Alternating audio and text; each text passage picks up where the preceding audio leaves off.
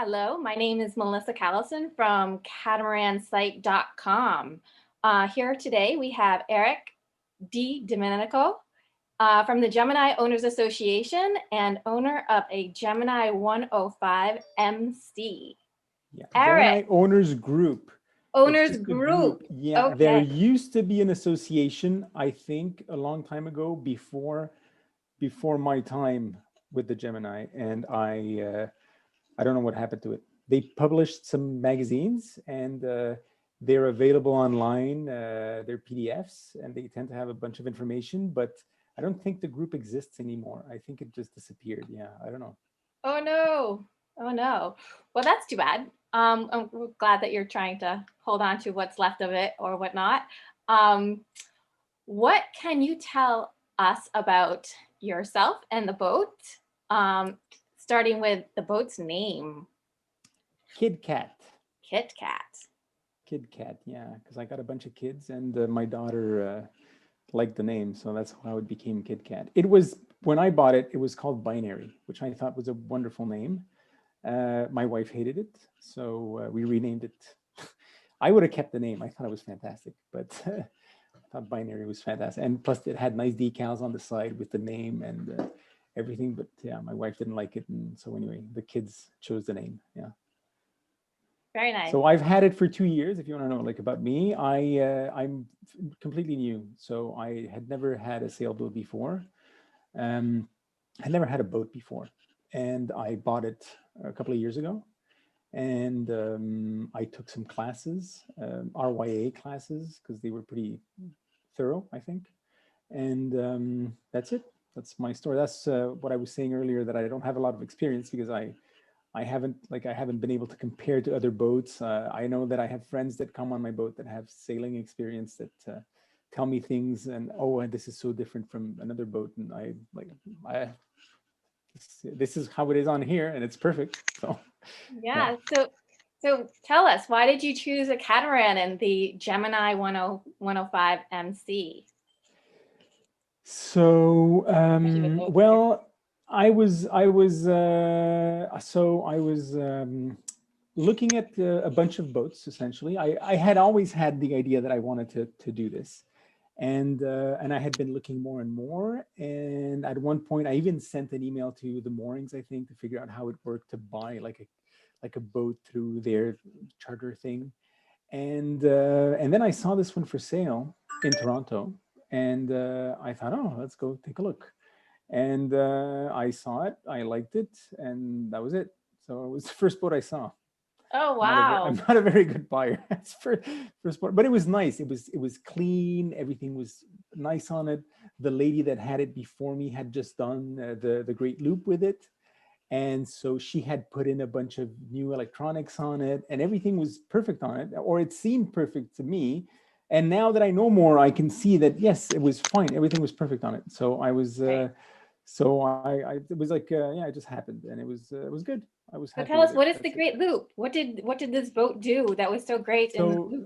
the Great Loop is you go down the Mississippi, and then you come back up through the ICW, or the other way around. I don't know Oh, which okay. direction she took it, but she left from Toronto and then did the loop all the way down to the Bahamas, and then back up to Toronto again. Yeah. Oh, okay, great. So did you A sail? lot of people seem to use the boat for the loop. It seems to be like a boat that does that a lot. So did you Um, end up sailing it yourself from Toronto up to Montreal? I kept it in the Thousand Islands, so I kept it on Lake Ontario. Yeah, exactly. Right now, I'm thinking of going out to St. Lawrence. That's my next goal would be maybe to go out to St. Lawrence, maybe visit like go out into the ocean. So I'm kind of working on that right now. That's the plan. Yeah, That's very exciting. I learned to swim in the yeah. St. Lawrence River. I'm actually There you from go. upstate New York, right there Okay. on the St. Lawrence. So that sounds very exciting to me. It is, yeah. So the reasons I chose the boat. So I did have an idea. So this is the the killer feature for me was the shallow draft, right? Okay. So that was Because it is, the draw. That was the draw to the. that was it. It was the 18 inches, because I had seen, I don't know if you know this couple that do a show called Distant Shores. I might have They, heard of it. I'm not they exactly. are from Ontario, and they are an older couple. They used to have a TV show. Now they're on YouTube, but they used to have a TV show called Distant Shores, and they have a southerly. I don't know if you know the southerly, the boat, the southerly. I've heard of Um, it. I'm not, I would, it's a beautiful English boat. It's very expensive, but it has a swing keel, and I remember seeing this image of the guy standing next to his boat on the beach, basically. So he's on the beach standing next to his. It's a big boat. It's like, I don't know, 40 feet long, and he's just standing next to it. And I thought, wow, that is amazing. And I kind of had the idea that I want something that has shallow draft, and that's what my initial thing was. And so because of the keels lift up, it's only 18 inches draft. right. And afterwards, as I was looking around, the other thing that sold me is this other couple from Ottawa, I believe. They have a YouTube channel. They sold their boat, but anyway, their boat was called Cats Away. You can Google it and find it. Yeah, I've And definitely heard of that one. yeah, and when she was shopping, she did a video of her reasons, right? And when I saw that, she was like, "Oh yeah, it's narrow, so it fits in the slip and the whole thing." And I was like, "Oh wow, these are a bunch of really good, bunch of really good reasons." So that's what drew me to the Gemini. I mean, I had seen the boat before, and I did the research after. Well, I had already seen the shallow draft. The shallow draft was definitely something that I already knew in advance.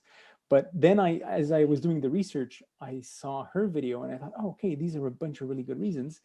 And so there was that, and of course the price, right? Because there's no comparable unless you go into a keel boat, but then you don't have the shallow draft, right? So to find something with a shallow draft like that for reasonable price, I've got 3 kids, so we have enough space. There isn't all that much. There's not a lot of comparable boats for the price. Like the people told me on the list initially, I had gone on the same. It was on Yahoo before. Mhm. Now it's on groups.io, but it was on Yahoo. I had gone on there and I had discussed this, and a bunch of people were saying, well, you get a lot of boat for the price, that's a fact. You get a lot of boat for the price. A lot of things, a lot of features of the boat. When you actually start looking for other boats that might have the same features, well, you end up in a price range that it's completely out. So that's always kind of the big selling point of these boats, is that, yeah, you get a lot of boat for the price. Yeah, that's it. Great. All right. Just a really So good boat. you really wanted something with shallow draft. Yeah. But as a 15-year liveaboard, remembering when I was shopping for boats, one thing I learned right away was that there's always going to be a compromise. I was not going to get exactly what I wanted in one boat. Yeah. Um, so if there was anything that you could change, or now after having the boat for 2 years, what would that thing be? Or what was a compromise that you thought you would want in the boat and that you did not get? Well, I mean, um, I'm pretty happy with the boat. I'm pretty Right? happy with it. I like everything about it. To be honest, there's nothing. The only thing that I wish, or that let's say now in hindsight, right, based on what I do with the boat, um, maybe I would have chosen a different boat, right? Or maybe a bigger boat. I don't know. It depends on. But the fact is, for what actually, you know what? I think it's an ideal boat. I love it. I love the boat. That's the big problem. I'm a terrible interview for this because I just love my boat. I That's love it so great. much. So I she's comfortable down below. She's got Yeah. great headroom. Headroom is fantastic. Mhm, I have a composting head, which I didn't know if I liked or not. It was, mhm. of course, my first boat, so I don't. But everybody tells me horror stories about the head. And last summer I spent 3 weeks in Sandbanks with the kids, and we didn't move. I was just anchored there. I was on the beach. I was anchored on the beach, and the kids could just jump, like they could just walk down the. I've got a 4-year-old, and she could just go down the steps, be in the water, and then go onto the beach, which was fantastic. So I could just be on the boat. I could watch the kids. It was great. Oh, that sounds And like a lot of fun. yeah, it was a lot of fun. And so yeah, so that I love the boat. Great. And now we are the compost. I was on the compost. Yeah, the compost. The fact of the composting head is that I can do that. I can spend 3 weeks out with the kids, and it doesn't matter even if because it is painful, the composting head in my case. Not all of them, but because you have to change it and whatever. But the fact is, you can stay as long as you want out there, which is great. Yeah. Great. So do the kids help you sail, or do you sail more or less shorthanded? I pretty much alone. The kids, my eldest is 11, and she kind of throws a line to somebody at the dock if we get to a dock and there's somebody there. Oh, great. That's so good to But hear. most of the time, I just do it on my own. I just yeah, Okay, I've so become she's relatively easy to shorthand. yeah, super easy. I mean, I've since I got her because my wife she's been taking classes and things, so most of the time I've been alone or alone with the kids. Mhm. So I've been alone, like I can do it on my own, and I'm inexperienced, so I'm not like I don't have experience on this. She's easy to sail, easy to dock. She's got a like the mid engine that with the drive leg that turns. So when you get to a dock, it's actually extremely easy. So much so that when I get to a dock, people look at me, and go, "Oh, you've been doing this for a long time," and I go, "Yeah, yes, look at me." but uh, Great. She but makes it's really it just because look it's easy. Yeah, good. it's just because it's easy. So yeah. Great. Is there anything else you would change or would want from your catamaran? That I would change. Well, you know what? This is a DIY catamaran. I'm gonna tell you the real deal with these boats is that you need to spend time on them improving, right? Because they are not known for having a very good build quality. They are known for being inexpensive, built to a price. That's the thing, built to a price, right? Mhm. When I got it, the surveyor looked at all the cracks. It's got a bunch of gel coat cracks. They all have a bunch of gel coat cracks, right? Right. That's the thing. Mhm. He had never seen a Gemini before. He looked at it. He was looking at me like I was a crazy to want to buy this boat, right? And I remember the broker telling me, "Stop looking at the cracks. Just don't worry about it. That's Right. fine. It's fine, right?" And ultimately, the survey didn't find any issue beyond the cracks, right? But it bothered him so much that yeah, it was. So it is a DIY boat. You have to want to spend time on it and fix it up and improve it. Especially so now that I'm thinking of going out to St. Lawrence, I'm putting this in the perspective, right? Mhm. Because there's always the debate of people saying, "Oh, is it a blue water boat? Is it not a blue water boat?" And there's a bunch of people that have gone done passages with it. Even the builder Tony Smith did a big passage. He crossed the Atlantic with it and filmed it and wrote an article on it and the whole thing. There's a guy in Australia that bought his boat in Fiji and the boat sailed over there on its own. So there's a lot of debate, right? And now that I've done a lot of research, so again, it's all theoretical, my thing, because I don't have the experience, but I've done a bunch of research, and all of the research I've done, all of the reading, and all of the conclusion of it is, well, if you're willing to spend the time necessary to understand the boat and fix the issues, right? Fix anything that you are not, even in the manual it says it. If you're going to go, if you're going to go do passages with it, just make sure you inspect everything and you're happy with it, and if you're not, that you make it good, and then you can go do whatever you want with it. And I kind of see that, so I see it for myself. I things that I've been looking at, there's the buoyancy tanks, making sure they are in fact sealed, and because they aren't sealed, and there's a bunch of issues with that, and you just have to go in and fix it and be willing to put in the time and effort to do that. But overall, it's a great boat. I mean, she's really is a great boat. Yeah, Great. I Excellent. recommend the boat to everybody.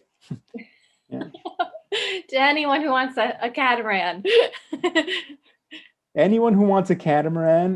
The downside, of course, is that 14 feet wide. So if you want to, you have to be able to take it out of the water somewhere that they can take a 14-foot wide boat out, Mhm. which most places can do it, but some can't.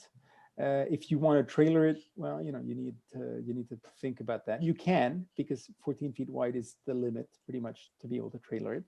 but it does require some logistics more than if you get a sailboat that is thin, right? That doesn't have that issue. But yeah, there's a guy where I have the boat right now. There's a guy who built his own trailer to take it out of the water. So he used a hay wagon, and he just takes his boat out of the water on his own trailer using his car, because using like a Jeep. I mean, it's I don't know, maybe 10,000 pounds, but yeah, he's manages to do that, and it works. So yeah, that's it. Right. It's Sounds like a very friendly boat to have. It is good. It is good. I have a friend who sails a lot, and I lend him my boat every. Well, I've had it 2 years, so I've lent him like 1 week this year, 1 week the year before, and he's fascinated by it, because he says, "Oh, everything's well thought out." He keeps telling me, the guy who built this was obviously a sailor, because everything is well thought out. Now, I personally don't have a reference point to be able to like say yes or no, but if you read, I mean, the guy who built it, Tony Smith, he brought the molds back from England for his first model. The guy built boats for 30 years. This is the model he made himself, so he made his own molds, and then, because this was the original model, was based off of the molds from the Aristocat, which was built in the UK, right, where Tony Smith had worked. He bought the molds, brought them to the US, started building the boats. It was the 3000, which was 30 feet, then 3200, 3400. Then apparently his factory burned down. Oh, and no. then, so then he made the new molds, right, to make the 105 and the 105 MC. Well, initially it was the 105M, and then after a few years, it turned into the MC, where they made small changes. But What is the difference between the 105 and the 105 MC? So the 105M, so it's a 105M and 105MC. Right. There are, I think, so my understanding is that the steps in the back, like when you leave the cockpit, there's like differences in the steps. I think they changed. There's a list of, had I known, there's on the group, there's somebody's got a file with all of the differences, but it's mainly small stuff, right? I think the keels are mine are supposed to be composite, I think, and asymmetrical. Yeah, and the other ones on the old one, they're made of wood. It's essentially the same. Oh, mine has the screecher bar, so there's a bar up front where you can have a screecher, which is nice. The other one doesn't have that, so the 105M didn't come with that option. And but overall, they're very, very similar, right? Because it's the same mold. They just changed it. I think mine has a lot less wood, because the story goes that when he crossed the Atlantic, he wanted to make the boat lighter. So as he was like after the crossing, he decided the boat needed to be lighter. So he removed a bunch of wood. So I have seen pictures of other boats with a bunch of wood paneling, where I have just fiberglass. Yeah. Great. So how fast have you gotten the boat up to? Like what? I have gotten to about 11 knots, I think, just about 11 knots. Yeah. But I only on Lake Ontario. Like I presume that I can go faster on out, like if I'm in the ocean on waves. The cruising speed of it is 7.5 knots. That's what they use when they're calculating when they were calculating their Atlantic crossing, their cruising speed. They were calculating 7.5 knots, and I would say that yeah, it kind of sounds like that. If there's wind, you're going to be going 7.5 easily. Yeah. Great. So does she head to wind very well? 30 degrees. So I saw a video once. I wanted to try it out. I wanted to figure out, can I do this? I've been able to do it. You have to put both boards down, even though they're asymmetrical and they're supposed to. You actually have to you put both boards down, and you'll do it. It's not fun though. I mean, getting into the wind is not fun. It's not fast, and it's never really fun, is it? Yeah, so it's not super. It wasn't super enjoyable, and of course there's waves and slap and all of that stuff. which yeah, it wasn't that great, but yeah, it'll do it. It'll do 30 degrees to the wind. Yeah. Great. So does it have any problems with the deck bridge deck slamming? It does. Yeah, it does. There's of course, anytime you have a wave that is the right size, it'll start slapping. Yeah, it does. But you know that all catamarans have that. I presume, of course, again, I presume all catamarans have that. I have my friend who's got experience. He has a friend with a big naughty tech, and they crossed the Atlantic, and their table just ripped out of the floor because Oh, wow. they were slamming so hard. So why were they going upwind, or why were they in those? I that's the other thing is I just took a marine weather class, right? 33 hours of marine weather, because ultimately when you're out there, you're subject to the weather. And what I understood is that if you can tell the weather, then you can always make sure you are not in a situation where you're going to have that. And you can just, wait for the right time and do I realize now a bunch of times that I should have, I could have done better just by virtue of the weather. So if you're going, if you're going into the wind and your bridge deck slapping and all of that stuff, if you really don't want to live through that, you can always plan differently. Would be my impression. Right? Anyway, my goal for next summer will be to try that theory out. Yeah. To actually look at the weather and plan toward the weather. Yeah, exactly. Understand the weather. Not only look at the weather. Understand. Now I understand it. So I've learned so much. I understand how the weather works. Mm-hmm. And it's a lot more. Yeah, because I've been looking at the weather, but not understanding how it works has put me in situations where I could possibly that I would have preferred not to be in. Right. Yeah. And of course, I believe that the boat is going to perform better if I understand how the weather better. That's it. That was the reason for taking the class, ultimately. Yeah.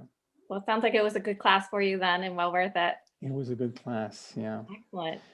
That's it. Otherwise, what else can I tell you? No, the shallow draft. That's the most amazing stuff. Like I've been in places with 2 feet of water, and yeah, you can just go in and you just sounds like you're ready for the Bahamas then. Yeah, I think that's going to be that's possibly next year. I don't know. Maybe next winter. That would be nice. If I go out to St. Lawrence, I can try to head down there. I don't know. Yeah. Excellent. Very good. Well, this has been fun, Eric. I love hearing about your stories as a new boat owner, because it's now been like 15 years. And like when I first bought my boat, I certainly didn't know how to sail or what I was doing or why my freedom was special. And I think my boat's the best boat. You have to love your boat. Yes. You have to love your boat. That's a thing. My friend Alex, who I lend my boat to, he's in love with the pogo. I don't know if you know the pogo. Yes, I do know the pogo. Mm-hmm. He is in love. He wants a pogo. It's like his dream. Who's your keeps friend? dreaming of the pogo. I know some sailors in Montreal. Yeah, there you go.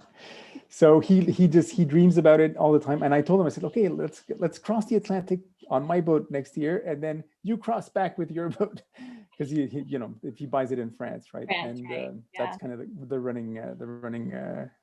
I don't think I'm ready for a crossing just yet. But maybe, who knows? Once I go out into the ocean, we'll see how I feel about going out into the ocean. Right.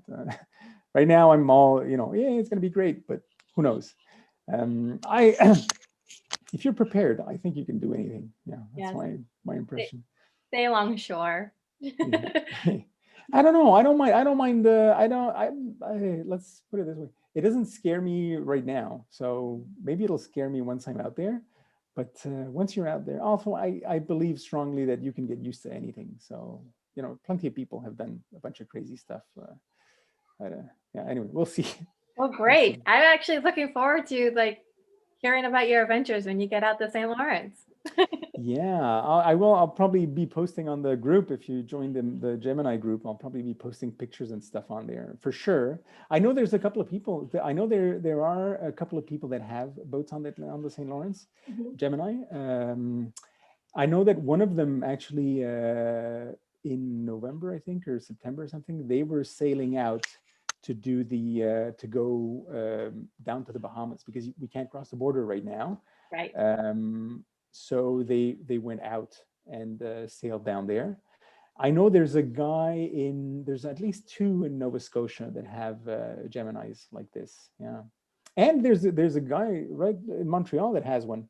I was shocked the other day. I was this summer. I was driving along and I see a Gemini, and I actually went to knock on his door to talk to him. Yeah, it was impressive. Very cool. All right. Sounds like you've got a nice little group up there, and they're out and about, Yeah. these Geminis. Yeah, they're great boats. I mean, they are great boats. If you're willing to spend a bit of time fixing them up, they are fantastic. There's nothing comparable for the amount of money or there's nothing comparable. Like you could, I was talking like even like I'm talking about the Pogo, right? Yeah, the Pogo is a great boat. Pogo is going to cost you at least twice as much, right? And so yeah, well, it's a great boat, but it's twice as much. Any other catamaran out there is going to cost you twice as much, right? Any other capable catamaran, because I'm of the ones that believe that this is actually capable. It was CE certified, right? Until it got revoked. That's a whole other story. But so I believe it's a capable boat if you're willing to put in the energy into it.